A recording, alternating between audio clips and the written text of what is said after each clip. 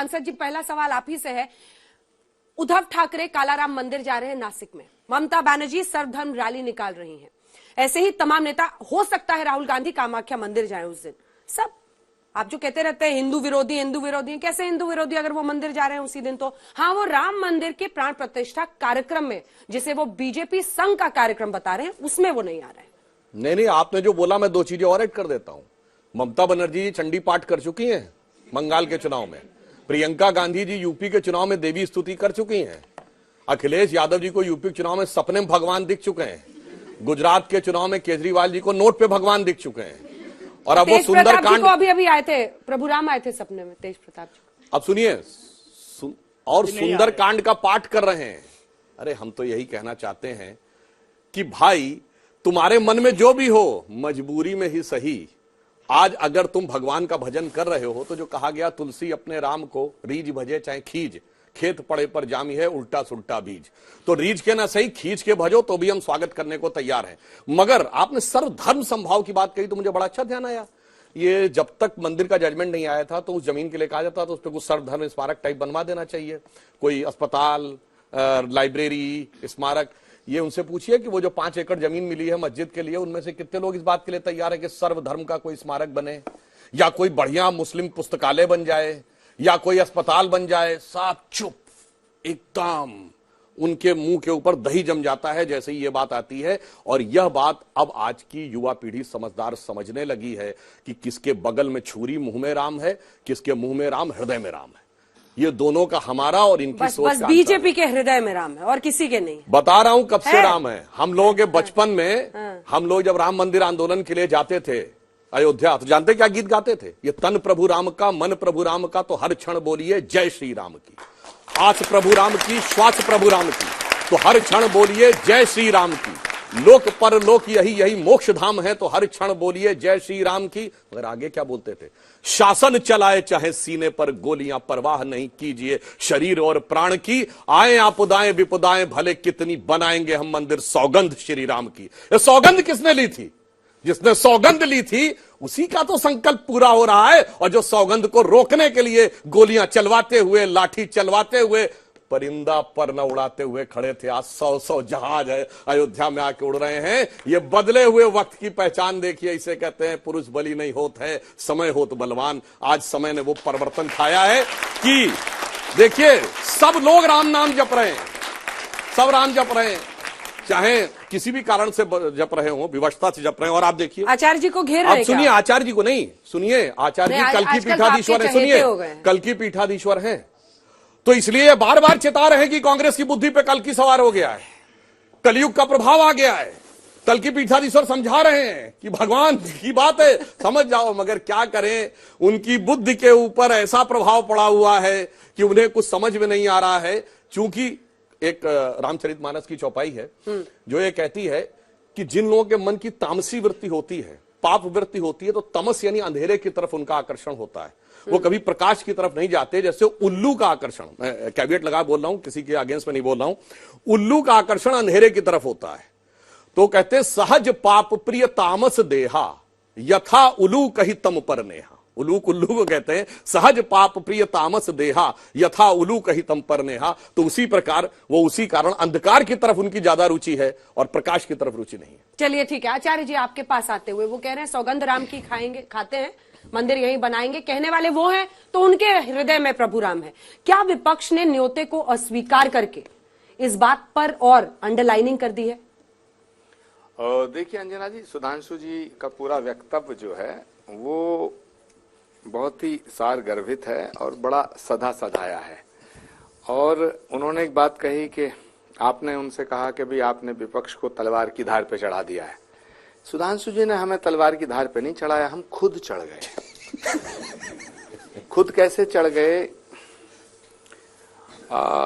Actually ये debate नहीं है, ये एक डिस्कशन है, और डिस्कशन भारत के भविष्य का है, वर्तमान का भी है और भविष्य का भी है, और अतीत से कुछ शिक्षा लेने का। ये बहुत ही इंपॉर्टेंट कार्यक्रम है आपका। मैं ऐसा मानता हूं कि राम किसी एक दल के नहीं हो सकते हैं, राम किसी एक पार्टी के नहीं हो सकते हैं, राम किसी एक जाति के नहीं हो सकते हैं, राम किसी एक संप्रदाय के नहीं हो सकते हैं। राम को किसी राष्ट्र की परिधि में बांधना भी संभव नहीं है, क्योंकि मर्यादा पुरुषोत्तम भगवान श्री राम को हमने कहा है अखिल कोट ब्रह्मांड नायक राम।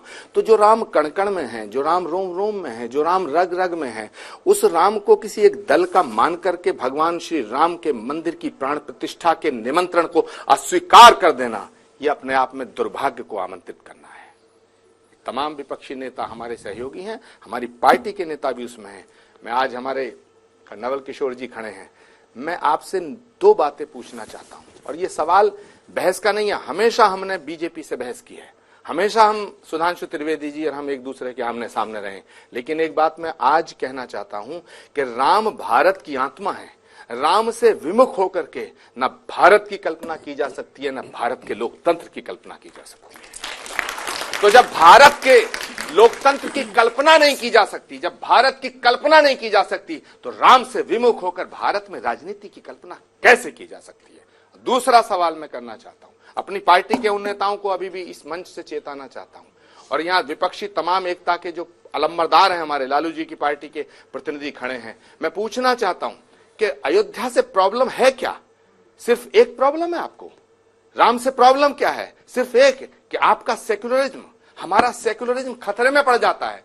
जिन्होंने डंके की चोट पे बाबरी मस्जिद को ढाया, जिन्होंने डंके की चोट पे बाबरी मस्जिद को शहीद किया, जिन्होंने डंके की चोट पे बाबरी मस्जिद को ध्वस्त किया, हम उस शिवसेना से तो हमें परहेज नहीं है, अयोध्या से हमें परहेज है। तो ये देश की जनता, अगर हम राम मंदिर का निमंत्रण ठुकरा करके अयोध्या से दूरी बनाएंगे, तो मुझे नहीं लगता कि हमारे तमाम विपक्षी दलों का भविष्य उज्जवल है। इसलिए अभी भी समय है, राम मंदिर का निमंत्रण मिलना परम सौभाग्य का विषय है। मेरे साथियों, मेरे दोस्तों, राम को, सारे के सारे राम के प्रताप को बीजेपी की झोली में अपने आप मत डालो। कुछ राम नाम की लूट हो रही है, इसमें से हम भी हिस्सा ले लें, इसलिए निमंत्रण को स्वीकार करो, पुनर्विचार करो, और भगवान श्री राम के नाम के अमृत की बूंदों को तरसते हैं ऋषि मुनि महात्मा। यहाँ तो राम के नाम की गंगा बह रही है, डुबकी लगाओ, बम बम करो, जय श्री राम। नवल जी वो कह रहे हैं कि फिसल जाओ और हर हर गंगे कहने लगो। सुनहरा मौका है आप लोगों को। अयोध्या से क्या प्रॉब्लम है वो पूछ रहे हैं। वो कह रहे हैं तलवार की धार पे आप लोग खुद चढ़े हैं।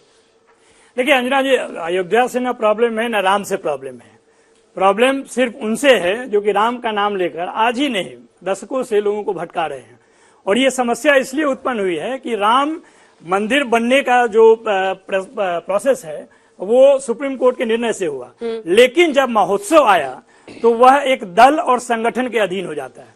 और जब वह दल और संगठन के अधीन हो जाता है तो जाहिर है कि जिस राम के नाम पे राजनीति कर रहे हैं, उस राम के नाम पे पूरे देश को बांटने का काम इन्होंने किया। तो ये जो इनके पहले हिंदू मुस्लिम में बांटते थे, अब धर्म के अंदर भी बांट रहे हैं। आपने देखा होगा रामनंदी संप्रदाय और शंकराचार्य में हो रहा है समस्या, ये तर्क वितर्क हो रहा है। तो जो इस तरह का विभाजन की राजनीति करने का काम भाजपा कर रही है। आपको ये भी मालूम होगा कि जब मंडल कमीशन लागू हुआ उस समय भारतीय जनता पार्टी सरकार में थी, लेकिन कमंडल यात्रा लेकर निकल गई। उसका उद्देश्य ये है कि पूरे देश को धर्म के नाम पे, राम के नाम के भरमाते रहें, और ताकि लोग हमसे सवाल नहीं पूछे। और यही कारण है कि चुनावी वर्ष के अंतिम 2-3 महीने में इसको रखा गया जानबूझकर, ताकि लोग नौकरी पे सवाल नहीं करें, रोजगार पे सवाल नहीं करें, अर्थव्यवस्था पे सवाल नहीं करें, और वह तमाम तरह के सवाल जो कि 10 साल के शासन के बाद पूछे जाने चाहिए था, उस सवाल को हटाने का, मिटाने का यह प्रयास है जो इनको बाध्य करती है इस कार्यक्रम का नेतृत्व करने के लिए, जो कि कोई अधिकार नहीं है इनके। आशुतोष जी के पास जाने से पहले 3 सवाल पूछती हूँ, उसका एक एक शब्द में ही जवाब है, उतना ही में दीजिएगा। ये राम मंदिर किसके पैसे से बन रहा है? राम समर्थ जो भी आम लोगों का पैसा। बिल्कुल। न्योता किसकी तरफ से आया है? ये न्योता जो जिन्होंने ऑर्गेनाइज किया है उनका नाम भारतीय जनता पार्टी है, जिनके प्रभाव में किया है वो भी पूरा देश ट्रस्ट इनके प्रभाव में। तीसरा सवाल, जन्मभूमि किसका है? जन्मभूमि जिनका है उनका बन रहा है, राम का ना? ये बताने की जरूरत है। प्रॉब्लम क्या है? प्रॉब्लम मैं तो कह रहा हूँ कि प्रॉब्लम कि पीएम प्राण प्रतिष्ठा कर रहे हैं, ये प्रॉब्लम है। नहीं, जो वो कह रहे हैं उसका जवाब दीजिए ना। वो कह रहे हैं कि ये भगवान राम की जन्मभूमि है ना, वो यही माना है ना कोर्ट ने, तभी तो मंदिर बन रहा है वहां। पैसा आम लोगों का लग रहा है, कई सारे नेता भी जिन्होंने दिया है, कुछ ने नहीं दिया है। ट्रस्ट की तरफ से न्योता है, वहां पर जाना था, क्या प्रॉब्लम है? ये क्यों फैसला लिया इंडिया गठबंधन के सभी साथियों ने कि धीरे धीरे करके इनकार करना है? नहीं, ये देखिए, फैसला इसलिए है कि जो काम भाजपा कोशिश कर रही है करने का, कि पूरा देश में सवाल नहीं पूछे जाए उनसे। अब ये चुनाव में जाने वाले हैं, सवाल होगा, तो वो चाहते हैं कि राम मंदिर में उनका क्या लेना देना है, भटकाने के प्रतिष्ठा में क्या लेना है, भटकाने एक पूरे विश्व का जो अपने आप को विशाल दल कहती है, उसका प्राण अटका हुआ है, सत्ता जाने वाला है, और दो लोग जो अपने आप को पूरा मानते हैं कि इस देश के सबसे मजबूत आदमी हैं, उनका प्रतिष्ठा सवाल के दायरे में। ठीक है आशुतोष जी, क्या बीजेपी अपने प्राण बचाने के लिए 24 के लिए ये राम मंदिर में पूजन करा रही है, या फिर कोर्ट से आया एक फैसला जिस पर तेजी से काम हुआ, और आज कई सारे ऐसे भी, श्री रविशंकर को भी कोर्ट करना होगा, वो कह रहे हैं कि रामेश्वर में तो प्रभु राम ने पहले खुद ही शिव की मूर्ति लगाई, मतलब शिवलिंग लगाई, उसके बाद वहां मंदिर बना, तो बोलने को तो बहुत कुछ है। देखिए, अभी आचार्य जी ने बड़ी बड़ी बातें की भगवान राम को लेकर। राम का अर्थ क्या है? एक नैतिक सत्ता, एथिकल पॉलिटिक्स। क्या राम को लेकर आज एथिकल पॉलिटिक्स हो रही है? क्या 1949 में जब यह कहा गया, और सुप्रीम कोर्ट ने कहा, मैंने नहीं कहा, सुप्रीम कोर्ट ने कहा कि एक षड्यंत्र करके आपने भगवान राम की मूर्ति को प्रतिस्थापित किया, तो अगर आप सच कहने का साहस आपके अंदर नहीं है, आप झूठ बोल के, आप साजिश करके अगर आप पॉलिटिक्स करते हैं, तो कोई भी पॉलिटिकल पार्टी करे, उसकी निंदा होनी ही चाहिए, इसमें कोई दो राय नहीं। सवाल आज की तारीख में क्या है? सवाल यह है कि जब धर्म राजनीति के केंद्र में आ जाती है, और जिस तरीके से धर्म को राजनीति के केंद्र में लाने का काम किया गया है, वो देश के लिए नुकसानदायक है।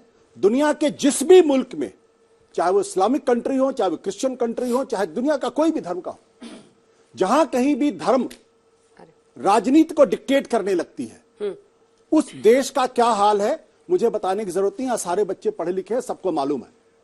हमारे यहां हिंदू धर्म के अंदर राजा का काम बिल्कुल स्पष्ट है, ऋषि का काम बिल्कुल स्पष्ट है, क्षत्रिय का काम बिल्कुल स्पष्ट, सबके काम स्पष्ट है।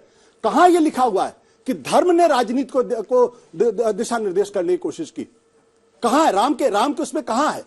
और मैं पढ़ के सुना देता हूं आपको एक बहुत अच्छा, खुद क्यों मैं ये बात कह रहा हूं। कहते, काम कोह मद मान न मोहा, लोभ न क्षोभ न राग न द्रोहा, जिनके कपट दंभ नहीं माया, तिनके हृदय बसव रघुराया। यह है राम, कि छल कपट से नहीं, द्रोह से नहीं, मद से नहीं, मान से नहीं, विनम्रता से। जब आप विनम्रता छोड़, तुलसी क्या कहते हैं? तुलसी यही कहते हैं ना, तुलसी मैं राम प्यारा। और कबीर क्या कहते हैं? मैं तो राम की बहुरिया। तो मूर्ति में ही भगवान है, ये तो हिंदू धर्म का एक हिस्सा है। जब आप शंकराचार्य को पढ़ते हैं, वो तो परम ब्रह्म की बात करते हैं। कबीर किस ब्रह्म की बात करते हैं? कौन से राम की बात करते हैं? उन्होंने तो कहा कि मैं बनारस में नहीं मरूंगा, तो मैं घर चला जाऊंगा, मैं वहां मरूंगा। तो क्या वो धर्मद्रोही थे? क्या वो रामद्रोही थे? क्या 22 तारीख को अगर लोग वहां नहीं जाएंगे तो रामद्रोही हो जाएंगे, वो हिंदू द्रोही हो जाएंगे? ये कौन सी व्याख्या है? जिस मुल्क में कहा जाता कण कण में भगवान है, वहां अगर आज आप एक मूर्ति विशेष की पूजा नहीं करेंगे तो आप धर्म विरोधी हो गए। और हमारे यहां तो वो परंपरा है जहां पे चारवाक ने तो वेदों के बारे में क्या कहा सबको मालूम है। वो तो खुलेआम ईश्वर की सत्ता को नकारते थे, और उनको हिंदू धर्म ने क्या कहा, ये हमारे ऋषियों ने उनका नाम रखा। तो जो धर्म इतना विशाल है, उसको आप सिर्फ 22 जनवरी को जोड़ देंगे और उनके आधार पर तय कर देंगे, तो मैं तो साफ कहता हूं कि भारतीय जनता पार्टी हो या आचार्य प्रमोद कृष्णम हो, कहीं ना कहीं ये देश का बहुत बड़ा नुकसान कर रहे हैं। वो तमाम राजनीतिक पार्टियां जो इस ट्रैप में आ रही हैं, वो भी इस देश का नुकसान कर रही हैं। अगर इतना ही है तो हिंदू धर्म के जो सबसे बड़े धर्मगुरु माने जाते हैं, 4 शंकराचार्य, वो क्यों नहीं आ रहे? 2 शंकराचार्यों ने क्यों कहा शास्त्रों के हिसाब से नहीं हो रहा है? और अगर प्राण प्रतिष्ठा करनी तो राजा को करनी चाहिए या फिर जो हमारे धर्मगुरु उनको करनी चाहिए?